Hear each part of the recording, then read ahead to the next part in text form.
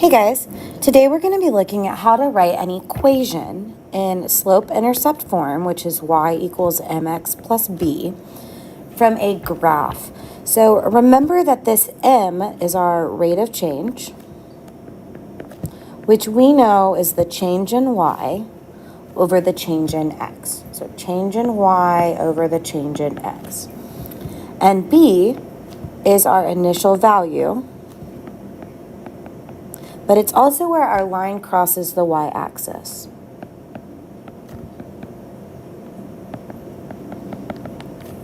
So when we look at our graph, there's a couple ways that we can do this. The first one is I can create a table of values from the points that are on the graph. So I see that they've already labeled 3 points for me to make it a little easier. So I can make a table of x, y values. The first one being -3, 2. -3, 1, 0, 2, and 3, 3. Now, once I have my table, I can find my rate of change by looking at that change in y compared to the change in x. So my change in y, when I look from 1 to 2, it increased by 1. And when y increased by 1, the change in x, x increased by 3. So every time y increases by 1, x increases by 3. And this gives us that rate of change of 1/3.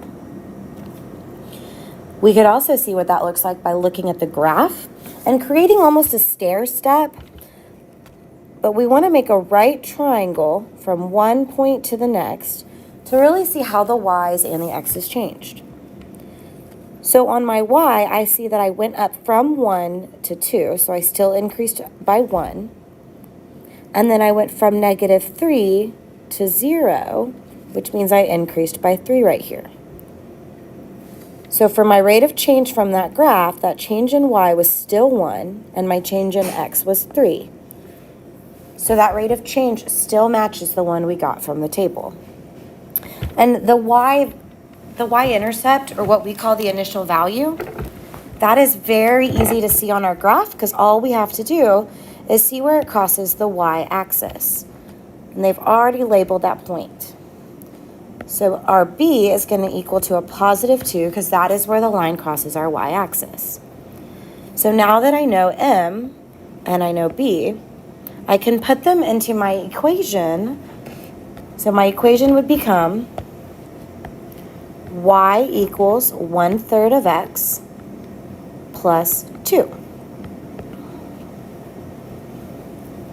So when we look at this next example, right off the bat, I know that I'm going to have to write in the form y equals mx plus b. So I need to find m and I need to find b. Well, b is where this line crosses the y-axis. It's that initial value, that constant that doesn't change. So I see that it crosses my y-axis at 4. So off the bat, I know that my value for b is a +4. To calculate my change in y and my change in x, or that rate of change, again, I can make a table of x and y values and transfer the points. So the first point that they showed us was 0, 4. Then 2, 0, and then 4, -4. And I know that my m is that change in y compared to that change in x. And so I look at the y coordinates. I see I went from 4 to 0, so I decreased by 4. And my x's increased by 2. So that tells me that as y decreases by 4, x increases by 2, which is the same thing as saying as y decreases by 2, then x would increase by 1. And I can simplify that to just the integer of -2. So I get that m is equal to -2. But remember, we can still calculate that on the graph. So between the 2 points that they've identified, remember, we make our right triangle to see the change. Well, I'm going up, so I'm increasing, and I increased by 4. And then I'm going to the left. And I go to the left two values. I go from 2 to 0. So I decreased by 2. So again, that change in y was an increase of 4 as the x decreased by 2. And this still gives me that same value of negative 2. So now that I have my two pieces, I have my rate of change and I have my initial value. I can write them in an equation, which would be y equals negative 2x plus 4. And guys, keep in mind, my rate of change is negative and my line is going down. So that's a really easy, quick way to tell, is that rate of change going to be positive or is it going to be negative? All right. And now we're going to look at our third and last example, only now I see that they did not give me coordinates. Whereas on the previous examples, they had colored in the dots, they'd made them really big. I don't see that here. But that doesn't mean that there's not points along the line. So I'm just going to look along the line and find where the coordinates cross at perfect points, meaning they cross with a whole number x value and a whole number y value. It's easy to tell if we look right in the center of where the grids intersect. So remember, if the goal is to write an equation in the form y equals mx plus b, then I need the rate of change and I need the initial value. Now, my brain tells me that it's the easiest thing to find on a graph is that initial value. So I look to see where my line crosses the y-axis, and that is at a positive 4. So my initial value is a positive 4. Now comes the trick of finding the rate of change. And remember, rate of change is that change in y over that change in x, or that change in y compared to the change in x. And so I see if I make a right triangle that I'm going up and then I'm going left.